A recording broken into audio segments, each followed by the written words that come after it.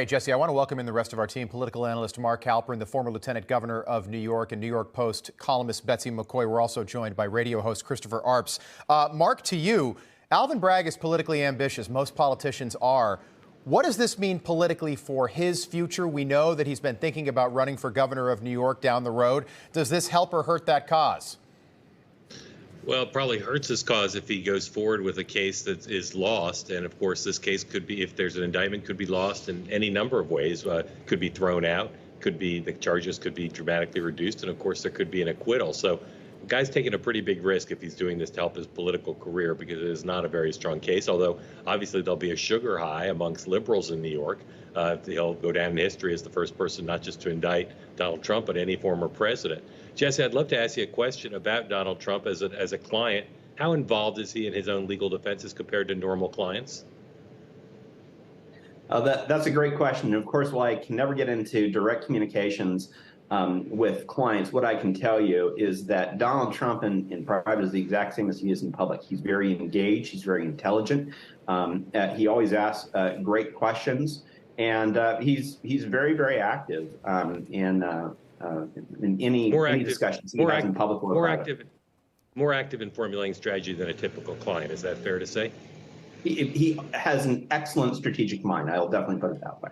Betsy, same question to you that I asked Mark. I'm sure you've heard the rumors about Alvin Bragg's political ambition to run for governor in New York. You served as lieutenant governor under Governor Pataki. What does this do to that? And do you think that this is playing a role in what he's trying to do right now in indicting a former president? He's already hurt his chances to run for governor. Maybe last week they looked good. But, for example, Chuck Schumer is already distancing himself, unwilling to commit to Alvin Bragg's indictment of the former president. So you see a lot of waffling. We haven't heard from Kathy Hochul yet. My prediction is that if Alvin Bragg continues to bungle this, and that is the correct word, Kathy Hochul could even step in using the New York State Public Officers Law number 34 and remove Alvin Bragg, something that many New Yorkers have wanted her to do for over a year because of his failure to indict and convict real criminals. Chris, million-dollar question. Is Trump indicted next week, or does this story sort of drift away? You know, that's a tough question because, you know, as we've heard, this case is very weak on its merits. But I'm wondering, has Bragg crossed the Rubicon? And at this stage, he almost has to do it because of all the hype that's involved. You know, I'd like to ask Jesse, you know, we've heard the old adage that a grand jury can indict a ham sandwich, and that's how easy the process is. This case seems to be throwing that on its head. Is that the case? I mean, I think the old adage is right, because a grand jury proceeding is something that's done with only the prosecutor in the room. There's no real opportunity for a defendant to put on any evidence.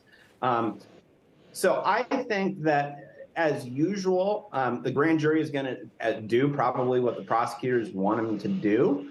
That being said, you always hope that there's some smart people in a grand jury that stand up and say, this just doesn't make any sense at all. Regardless of the politics of the matter, this case is just baloney. And so we're not going to indict this particular ham sandwich. All right, Jesse Bennell, thanks so much for being with us and breaking that down. Good to see you. We will keep an eye on what happens on Monday in Lower Manhattan. Panel, stick around. I'd like to move on now to Ron DeSantis, governor of Florida, if you haven't heard, might be running for president in 2024. Last night, he was on Newsmax on Eric Bolling's The Balance, talking about his plans for 2024. Let's listen.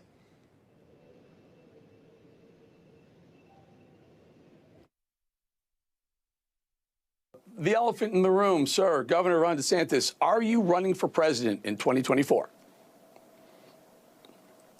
I am in the middle of a legislative session. We've got a lot of great stuff. You're going to hear a lot. Maybe I can come back on your show and talk about a lot of the wins. So we're going to be doing that over the next few months, and that's going to be my focus. And we get on the other side of that, you know, we'll see what happens, and we'll be happy to let you know either way. Mark, Pierce Morgan, now Eric Bolling. What do you make of the new likable Ron DeSantis? He is a smart guy, and he knows that Team Trump has been out to define him in negative terms, to make him a two-dimensional figure. And what you're seeing in these interviews, I think, is an effort to show a little bit more of three dimensions, a little bit more of his personality, because we've seen Donald Trump effectively define folks in the past, and Ron DeSantis is not, even as an unannounced candidate, is not going to just sit back and let Donald Trump decide what America learns about him. Chris, DeSantis seems to, I noticed it with the Piers Morgan interview, and I certainly noticed it on Newsmax last night between DeSantis and Bolling. He's making an effort, it seems, to be a little bit more genial. There are more smiles. He looks fantastic. The New York Post with some reporting on his diet, which I thought was interesting because there have been questions about this. So DeSantis says that he's on a carb-free diet now. He said basically sugar is the biggest issue because if you do have a lot of sugar in your body burns the sugar and it doesn't burn the fat. So if you're working out and just eating halfway decent, that's good. And apparently it has worked. Your reaction to that? I think the worst kept secret in American politics is that Ron DeSantis is running for president. He's doing all the things that you do when you're running for president.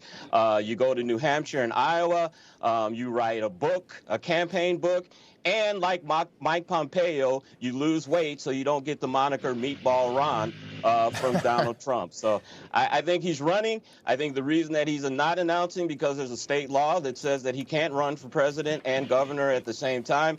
He's got a very ambitious legislative agenda that he wants to finish first, and then I think we'll see an announcement after that. Betsy, want to play another soundbite from last night. Ron DeSantis, he says that he's the new sheriff in town. Take a listen. I think what we've been able to do is really set things, not just have superficial policy victories, but have victories that are going to really, really change. I think we've realigned the foundations of the state of Florida. The old establishment is dead, and we've really created a new sheriff in town. And I think that's going to be really taking us far beyond me and probably into the next decade and beyond. Betsy, how do you interpret that? Well, kudos to Ron DeSantis because everything he just said is true. He has defined the Republican battle for parents against the school bureaucracy. He has defined the Republican battle against high taxes and high spending, wasteful states like New York. And the more he talks about what he is doing in Florida to accomplish those and other goals, the better a candidate he will be, rather than simply being perceived as one more Paul out on the hustings. Mark, Donald Trump will be in Texas tomorrow night. I'm going to be anchoring our coverage here as he campaigns for the first time in the Lone Star State. We thought maybe by this point he would be indicted in Lower Manhattan. That will not happen. It won't happen until Monday at the very earliest, although it's unlikely on Monday. The grand jury could reconvene on Monday. That's what we're hearing right now. How do you expect Donald Trump to approach this speech/rally on Saturday? Does he attack Alvin Bragg? Does he continue to attack Ron DeSantis? Or does he maybe take a different tone and message? Yes, yes, and no. Okay. I mean, Continue. look, Mark, thanks. This is a rally. You know, the other events he's done have been a little bit different. It's going to be massive, and I suspect he'll be less on the teleprompter and more saying what he wants to say.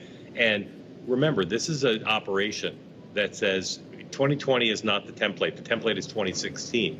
We know what Donald Trump did in 2016. Recall whoever was at the top of the heap against him got eviscerated at these rallies. Recall what he did, for instance, to Dr. Ben Carson. So I suspect that everybody can get their stopwatch out and see, does he spend more time on DeSantis or Bragg? I think it'll be pretty close. Yeah, I think, Chris, he's got to go after Alvin Bragg.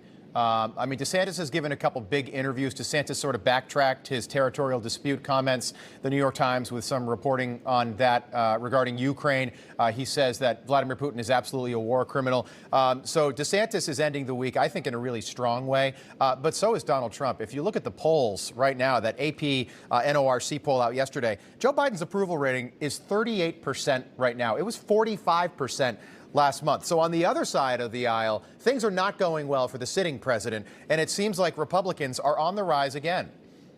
Yeah, I think you'll see President Trump will mention Bragg on Friday, I think, or Saturday. I think that's who he will mention the most, more than Ron DeSantis.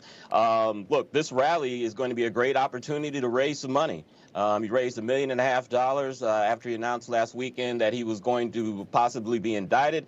You're going to have a big stage on Saturday to raise 10 times that amount of money. Yeah. So I think that's where the majority of that focus will be. But I think because of the Piers Morgan interview this week, that the former President Trump will address DeSantis Okay, good point. with those comments. We got to leave it there. Mark, just 15 seconds. By the way, the $1.5 million, I actually thought it would be more. Is that number lower or higher than you thought? Much lower than I thought. Okay. It's one of the worst signs I've seen for Trump in a while. I thought after Saturday he'd be, it'd be $20, $30 million, some big number. Panel, we'll pick this back up top of the hour. Looking forward to it. Chris, Betsy, Mark, thank you.